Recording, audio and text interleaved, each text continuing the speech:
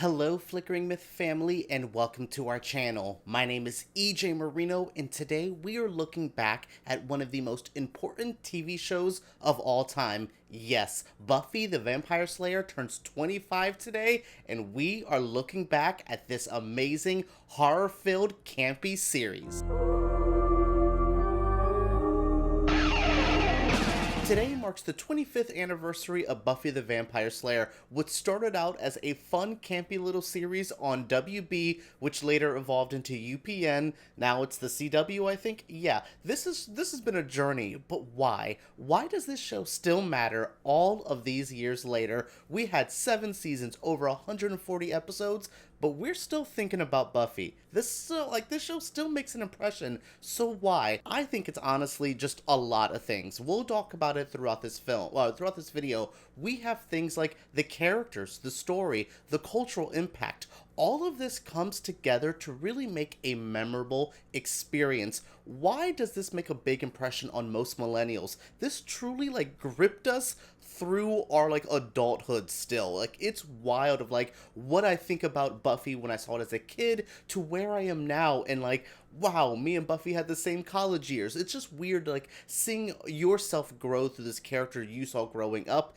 It is really, really cool. So yeah, it's interesting that Buffy has really lasted, especially with controversial filmmakers like Joss Whedon behind it, with, just not a lot of remakes or reboots happening to keep it relevant to the newer generation. It still makes an impression. Sarah Michelle Gellar is still a beloved actress. We still quote this show to this day. We thought you were a myth. Well, you were myth taken. So yeah, let's figure out why exactly Buffy still makes an impression 25 years later. In an adaptation of the Kristy Swanson, early 90s Buffy film that came out, which Joss Whedon was a writer on, from there it has evolved to a mega series. But those early seasons were a bit rough. You see a network that's not 100% confident. You see actors who are growing into their roles. You see filmmakers trying to figure out what the hell they're going to do with a whole series. That was really fun. Those fun early seasons are so rough, but I love it. Mostly season 1. Season 2, they really start getting the flow, the pace, the style perfectly. Yeah, we'll go back to season 1 real quick. What was your favorite memory from it? What really stood out to you? I like some of those early episodes. I think that double episode, Welcome to the Hellmouth and the Harvest, is some of the strongest and really showed why we love this episode, this whole show, really early on. These 2 episodes made an impression. Throughout the first season, though, I like the one with the girl goes invisible. I like the one with the creepy doll. There's a lot of really good episodes that first season, but then I go to the finale, which really made me go, this show is going wild. Buffy dies in the first episode, or the first season finale, and you're like, what? And then she's brought back to life, goes on to fight the Master, really takes control of her life, which is a big theme throughout. We're seeing a young girl take power into herself. So much of this world is against her. She's a girl, she's a teen, she's fighting demons and monsters, but she says, this is my moment. I'm going to figure myself out. And this really sets her on a path. Killing the Master in the first season really sends her through a loop for season 2, where she's kind of more vulnerable to things, which leads to my favorite stuff, the evil angel, with things like, what are we going to do with Spike and Drusilla now they're here? All of season 2 really makes that lasting impression. Then we go to season 3, which I absolutely adore as well. This is when the mayor comes in, and Faith. Yeah, these early seasons are really good. 4, oh my goodness, the power that season 4 has. A lot of y'all sleep on this season, and I don't understand why. Do I love Riley as a love interest? No. Is Adam a weaker villain than some of the other ones? Yeah, probably my least favorite of the big bads.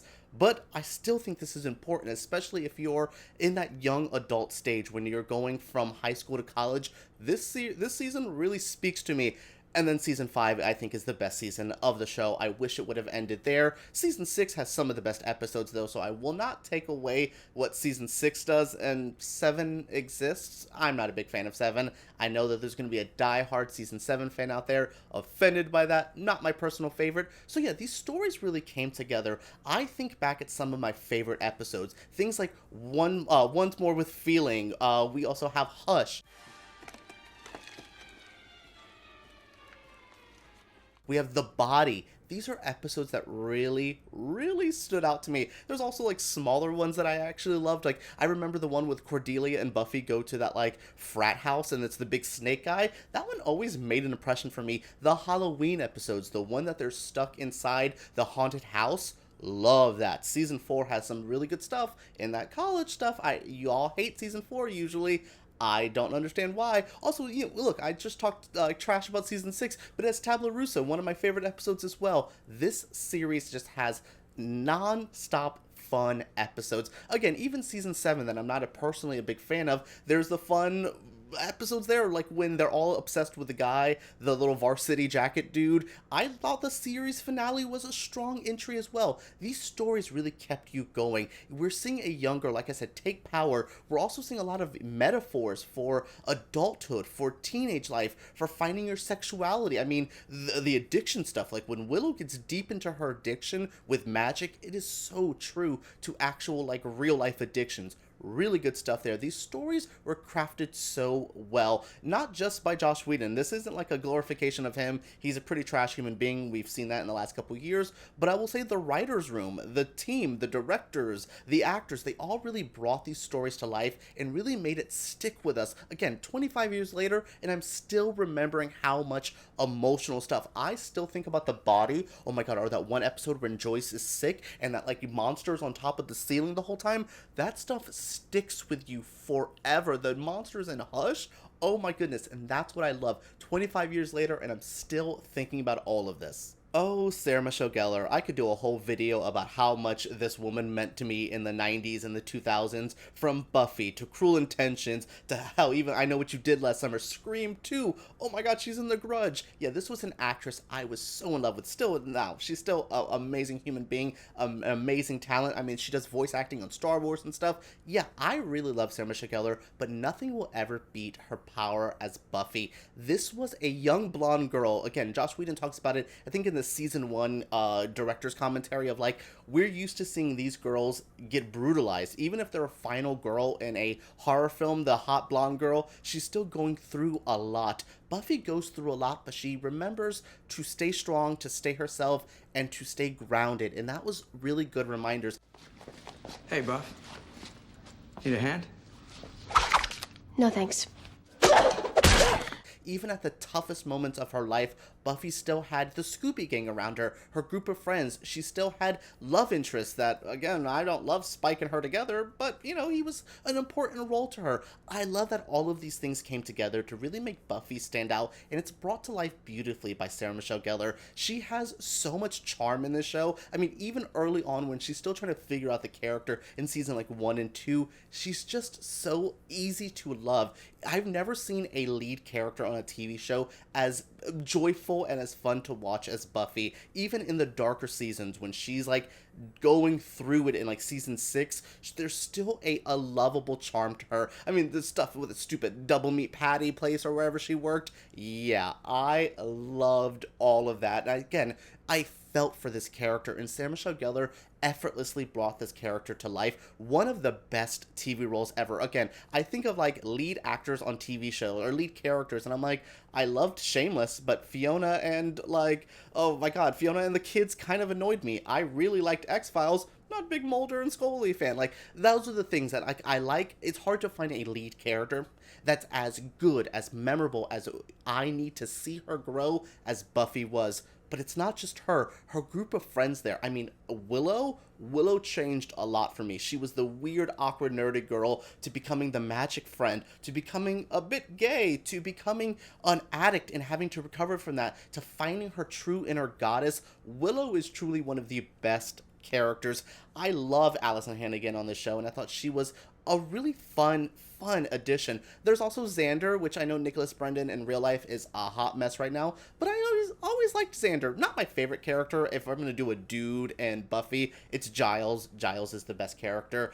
I loved him. So important. And then we have people like Faith. Faith comes in later on. I believe it's after the Kendra stuff in season 2, so she comes in for season 3 with the mayor and things like that, and she really made an impression on me. Eliza Dushku was everything. As much as I loved Sarah Michelle Gellar, when this girl showed up and like Bring It On, and then that really bad movie Soul Survivors, oh my goodness, I loved Elijah, and I loved what she did for this role and how important she made her.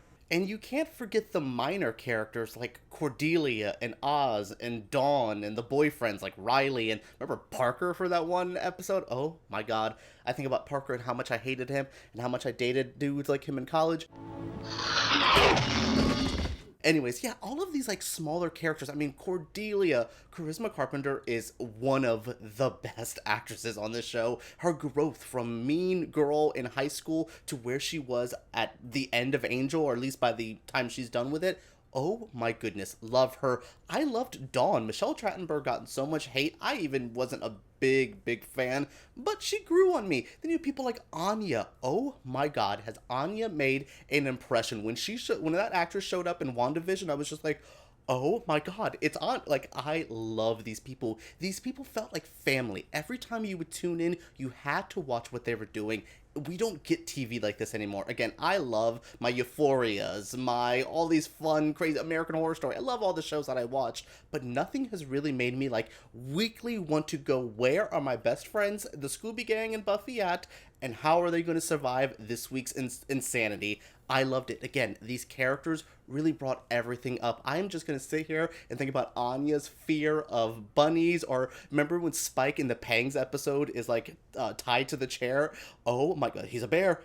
Love stuff like that. Again, these characters are so amazing. I think so fondly on all these little memories. Again, who is your favorite character on Buffy? Share your feelings down below, because there's so many good characters. Were you a secret Dawn fan when everyone was hating her? Is Anya your favorite character, or does Buffy reign supreme as the best one on the show? Because I think so for me. When the rapper Nicki Minaj says, all these bitches is my sons, I feel that way with watching any show after Buffy, from Riverdale to Sabrina to even Joss Whedon's own stuff like Firefly.